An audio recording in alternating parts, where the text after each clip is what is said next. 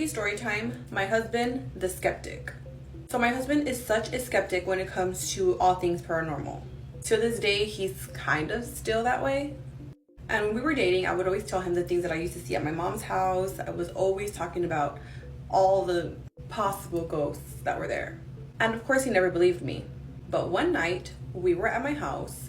We were outside, we were chilling. His car was parked on the side of my house, and the front end was facing the backyard. So the back end of his car was facing the street. I was sitting on the trunk of his car. I was looking out at the street, and he was looking at me so he can see the backyard. Like I said, we were having a conversation. We were out there. I don't even know what we were talking about. But in the middle of that conversation, out of nowhere, he was looking at me, and then he kind of like, you know? And immediately I turn around and I'm like, what did you see? And he's like, no, nothing. Trying to act very calm. 10 minutes later, he's like, okay, well, I'm gonna go home, I'm tired. I was like, okay. That night I asked him, did you see something? He's like, no. The next morning I asked him, did you see something? And he says, I thought I saw a shadow, something kind of walk like shoo. What he saw that night, I still don't know. I'm not sure even he knows. If he does know, I don't think he wants to admit it. But if it's dark, how are you gonna see what's not there? Does that make sense? I have always said it, my mom's house is so haunted, and I don't know why. My dad built that house, but I know that they say that it's not the house that's haunted, it's the land. And this was one of the very first instances that my husband kind of saw something there. Off the top of my head, I can count at least 5 spirits at my mom's house. I love haunted house stories. If you guys have any stories that are similar to that, please send them via DM or email, and I'd love to read them. And if you guys like all things spooky, all things scary, and all things paranormal, make sure you follow. I'm sure by now you guys have heard the story of the peeking wife, but if you haven't, buckle up, this one's scary. So the story is about a guy and his wife who've been married for 6 years, and he notices that she starts peeking at him. And at first, it's very playful, very like pranks, like boo type shit, and then it starts to get crazy. What's crazy is that he mentions that she is not into anything scary, anything horror, not even horror movies. So when she started acting this way, he was freaked out. One morning, he wakes up for work. He's making himself a coffee. He's like this, kind of like stirring his coffee. He looks up and notices that his wife is like, hello. Just like peeking at him, and he freaks out, spills coffee everywhere. Like, what are you doing? They laughed about it. He went to work, and then she started doing it more often. The crazy thing is that she was doing it in very weird places. So he'd be chopping up some onions, getting dinner ready, and she'd be peeking from the side of the island or behind curtains. And one time she even stuffed herself in this old trunk. The lid was closed, but it was this much open to where she was just like. On another occasion, he gets up in the middle of the night to get a drink of water. He's there living his best life, sipping his water. She's there peeking at him, of course. He freaks out. The scariest part is that she crawls backwards, like scurrying away because she had been caught. I'm sure this was traumatizing for him, so he was low-key upset with her. I'm sure he told her some shit, and it eventually stopped for like 2 weeks. Well, one night, they are relaxing on the couch, watching some TV, some Netflix, and he brings it up to her and he says, you know what? You haven't really been peeking at me. You haven't really been trying to scare me. She says, maybe I just got better at it. Hell no. And of course, as we all thought and figured it out, it started happening again.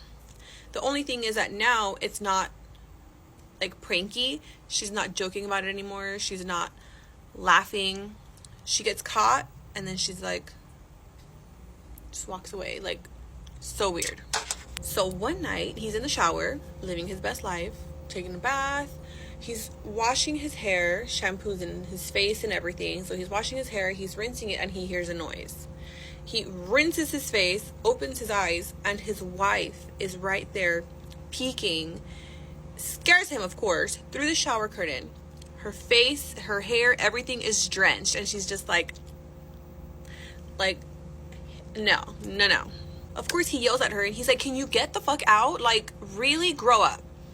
He finishes his shower. At this point, he's over it. He's over the whole situation. He gets out, he's changing, and he's literally contemplating, like, what do I do? Like, this is getting weird. I'm scared. Like, what do I do? So he's there for about 30 minutes, changing, whatever, and he hears this loud breathing. So he's like, oh shit, she's outside the door.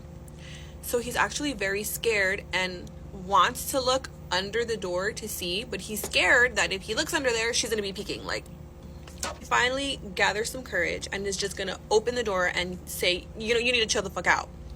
As he's getting the courage to open that door, he looks at that restroom closet and he notices that it's this open. So he realizes and he sees her eye peeking at him. He's over it. He freaks out. He runs out of the house, only grabbing his keys, his phone, his wallet, and he's in boxers. And he just drives off to his brother's house. He gets to his brother's house, explains everything. His brother's like, okay, everybody needs to calm down. You can stay here as long as you want. Just chill on the couch, whatever. So he's there chilling. Some time had already passed. Kind of scrolling on his phone, whatever. He looks out the window, and there she is, looking at him through the window with this maniacal looking face, like drooling, and just like that evil grin, like, oh, I literally have chills, I can't. He calls her mom, explains what's going on. She wants nothing to do with it. A few days pass and he realizes, okay, I have to go home, I have to get some more clothes, and we have to figure this out. So him and his brother go to the house. They open the door and this house is dark. It's in the middle of the day. The house is dark, the curtains are closed, and the house is trashed. Everything's broken, picture frames are broken, completely trashed. He doesn't even know if she's home, but as he's going up the stairs into their bedroom so he can grab some clothes, he smells this nastiest smell of rot and decay coming from the bedroom. He walks in. The smell is coming from the bedroom, but he doesn't see anything because everything is trashed. Pictures everywhere, their wedding photos, like everything is everywhere. He just goes straight into the closet, grabs a pile of clothes. When he lifts that clothes, he sees that there's an eyeball in there, but it's a small eyeball. So he moves shit around, and there are so many eyeballs, but they're animals' eyeballs. These are animals that have been murdered. They're all like, the eyeballs are just all over the closet.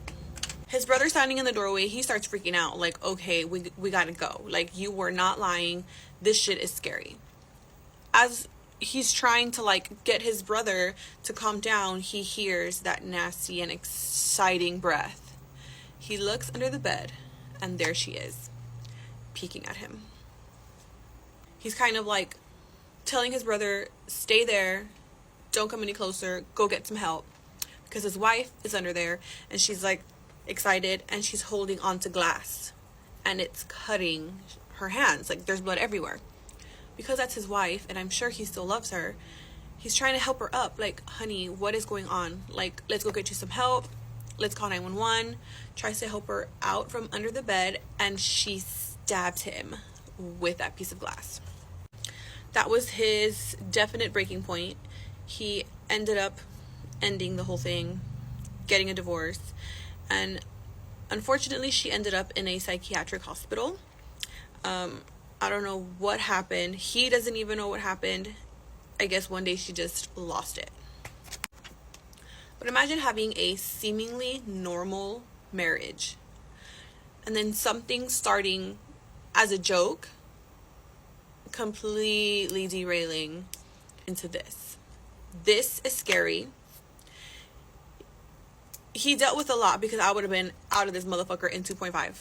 Snacks in hand, the vibe is set, and once I start, you won't forget. Don't eat too much, cause you gotta stay fine. But come on, bestie, it's... Yeah!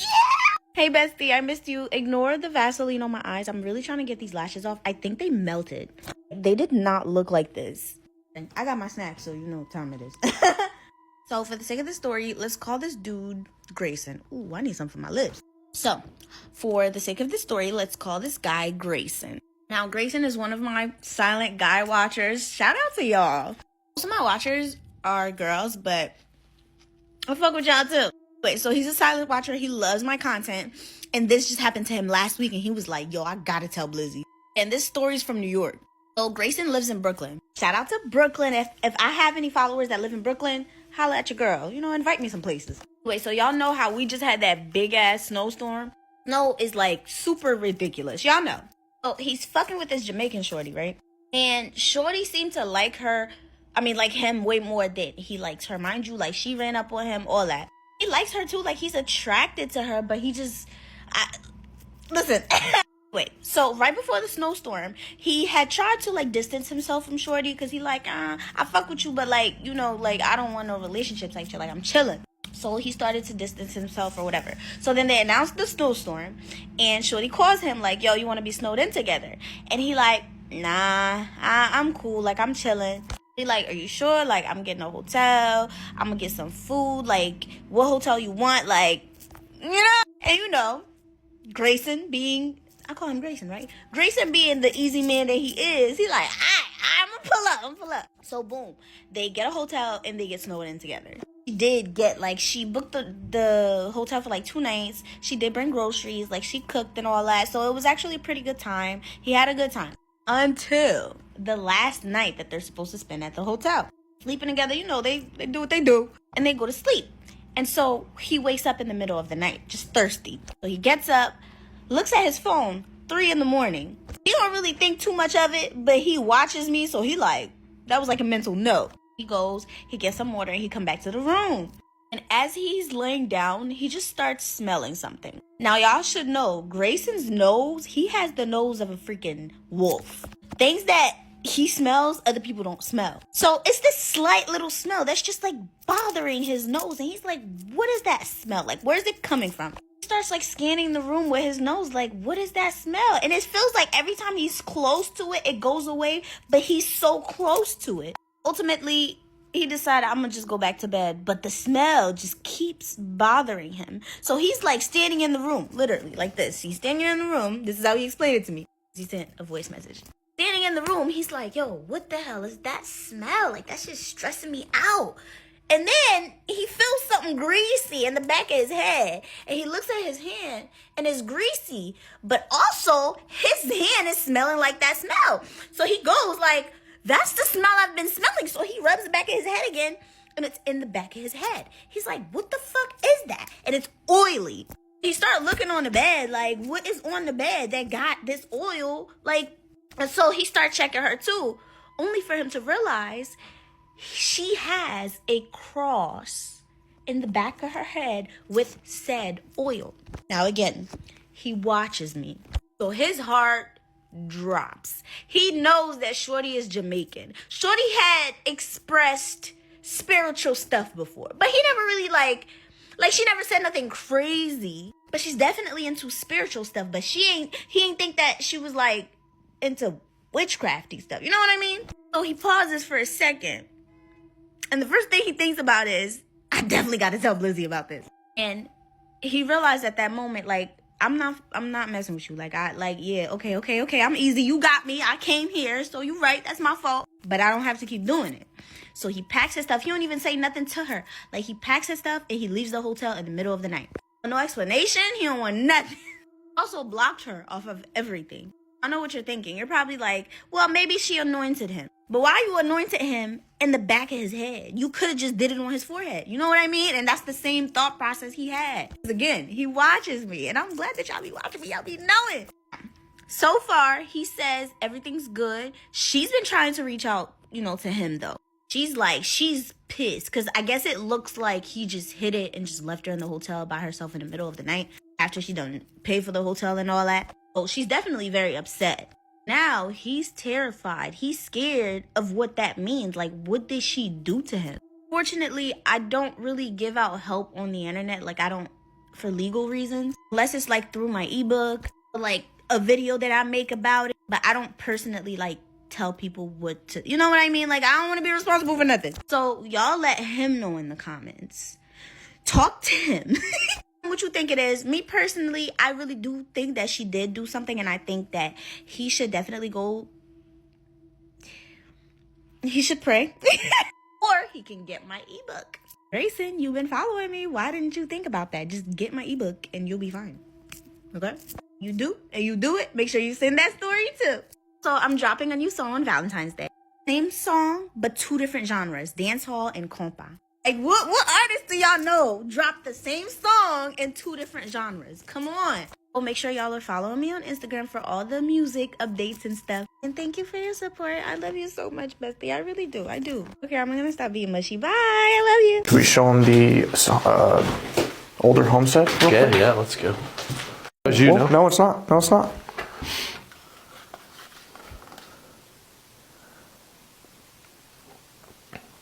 Was that you? Yeah, that's on either side. They went to both. Yeah. Get ready with me while I tell you something very scary I went through. Correction, that I went through. Okay, so this story took place in 2016. My parents, they clean offices, and me and my brother, we used to go help them at the time. So it's basically like they go at night when nobody's in the buildings to clean the offices.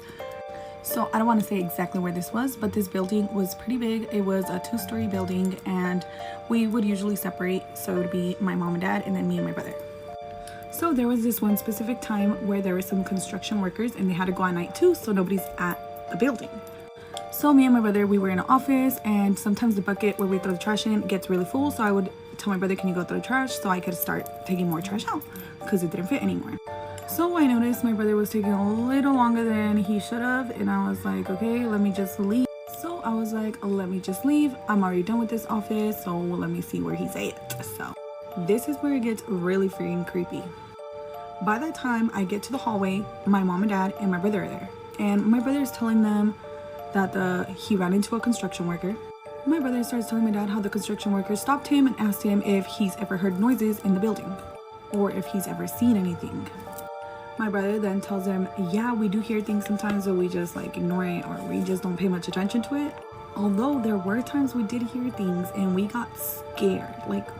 Well, the construction worker starts telling my brother that they're not coming at night anymore. They're getting their stuff and leaving because they saw a little boy. So they saw a little boy dressed in hospital clothes, like a hospital gown, running through the hallway, and a doctor or nurse type looking chasing after them. Yeah, and mind you, this building is not a hospital, not a clinic. It is a call center. So it was a call center upstairs, and downstairs it was a DR Horton. The DR Horton office was where the construction workers were in. So my dad starts saying like, there's no way, they just made that up. Start saying they're just trying to scare you, like blah blah blah. So we just like go about the date. We didn't really think much of it. It did scare us, but we were like, what the fuck? So fast forward a couple months later, so we're back in the building, and my dad comes up to us and he looks freaking scared, and we're like, what happened? And he said that he saw so my dad starts telling us that he was in the hallway and that he saw a doctor pushing a patient on like a hospital bed, and they were exiting the building, and that my dad yelled, hey, and that they turned and looked at him directly. The patient looked directly into my dad, and my dad was like looking at him, and that quickly they exited the building. And my dad said he ran out of the building, and when he went out there was nothing, like no cars. It was empty. It's just our car there in the building parking lot. So after that, we decided that we did not want to separate, and my dad was like, F that, we're not separating. We literally saw what the construction workers said that they saw, except it wasn't a kid, it was like an older guy. So, well, shortly after that happened, we didn't work there long after that, but now, so a couple months from today, we went to go visit that building, but it's completely abandoned. Like, it's just, there's nothing in it. So I'm just like, what? But yeah, let me know if you guys believe in ghosts, and let me know if you guys want more scary stories, because I have a lot. This is exactly why it's so important not to get tunnel vision when looking into a crime. In this photo is a woman named Linnell Barsock, and she was a nurse. And on June 16, 2010, she was found unalive inside the garage of where she was living. So she had been discovered by her friend Lorraine Austin. So Lorraine enters the garage and she tells authorities that she was supposed to go meet Linnell at the house in order to finish doing her hair.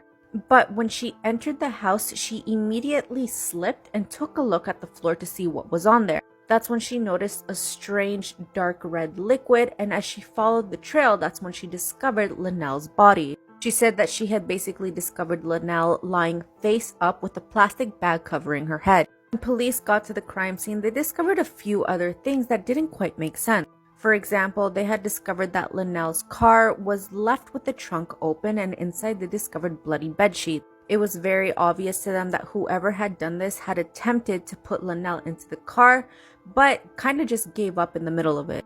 Now, while Lorraine was being interviewed by authorities at the police station, she also told them who she thought might have done this, and she quickly pointed the finger at Linnell's boyfriend named Louis. She then explains that while she was at the house discovering what was in the garage, she also heard footsteps inside. She took a quick look and immediately noticed that it was Louis who was in there. But not wanting to get caught in the chaos or whatever had just happened there, she decided to leave immediately. So obviously police started looking into their prime suspect, which was Louis at this point. And they discovered that him and Linnell had met at school where they were both taking separate courses. But unfortunately, their relationship was anything but picture perfect. There was a lot of turmoil and jealousy involved. Louis was known to often go through Linnell's phone, going through all of her text messages, calling numbers that he didn't recognize, and in some cases, he would even stalk her at work. So it became very obvious to authorities that Louis was a very jealous and controlling individual, and upon further investigation, they also discovered that authorities had been called to the couple's home for a domestic disturbance.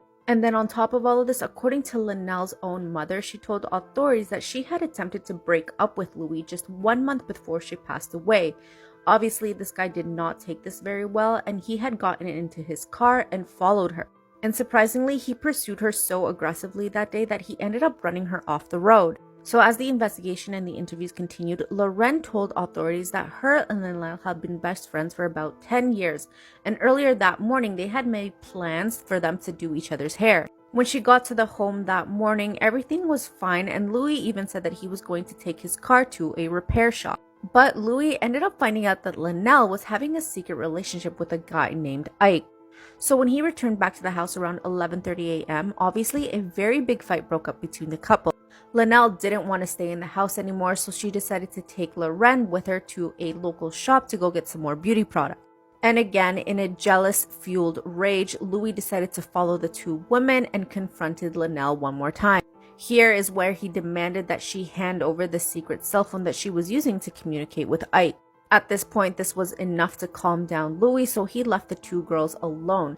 They then continued to shop, went to get some food, and then made their way back to the house. When they got back to the home, another fight ended up breaking out that made Lorraine extremely uncomfortable, so she said she decided to leave around 1:25 p.m. in order to give the couple some space. She then told authorities that she went to a nearby park to just hang out and watch kids play until approximately 6:30 p.m. When she went back to the house, that was when she discovered her friend's body in the garage. Police zeroed in on Louis very quickly. I mean, to them, it was quite obvious that he was the one that did this, except they were very shocked when they discovered that his alibi was actually true.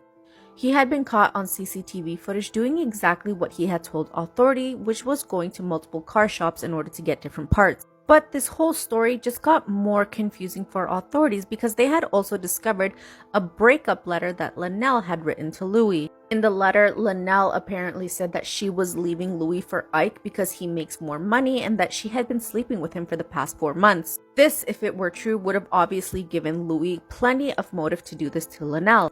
But at this point, authorities started to get a very weird feeling about the case. Something just wasn't adding up. The first thing that they immediately noticed is that when Lorraine was at the police station at the same time as Linnell's mother, the two of them did not recognize each other.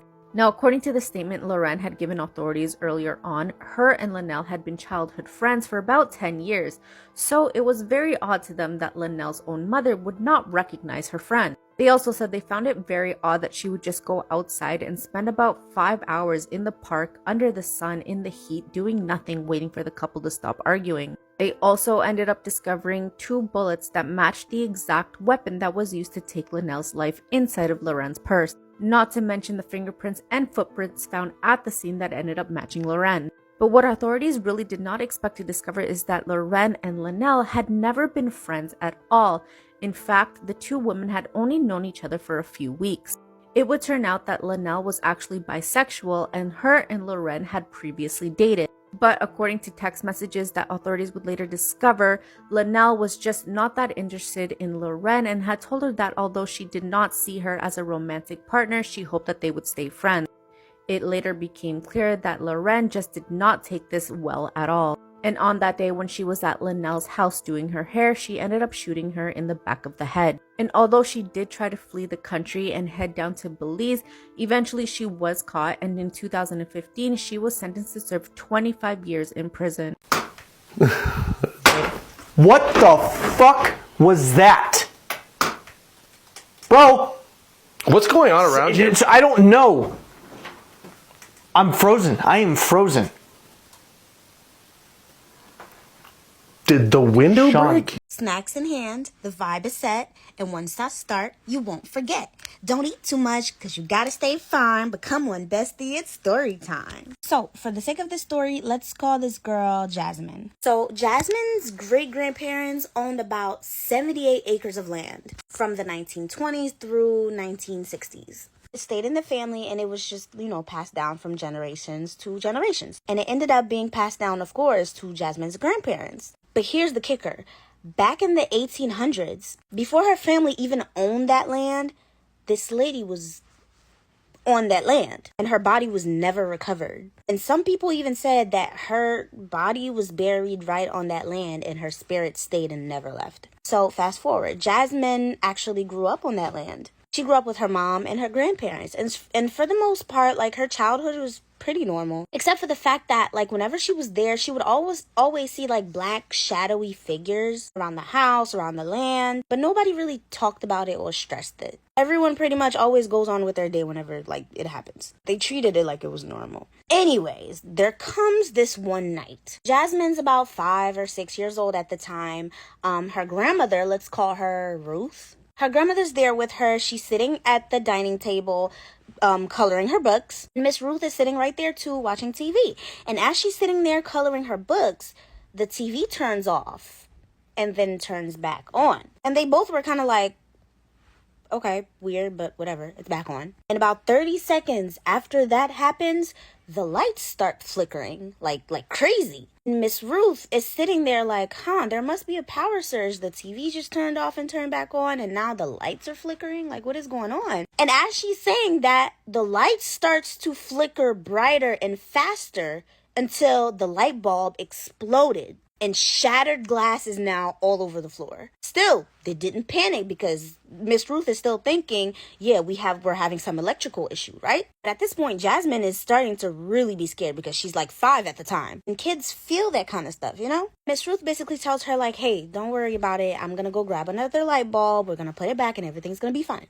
And she walks to the back of the house, leaving Jasmine in the living room. Haitian.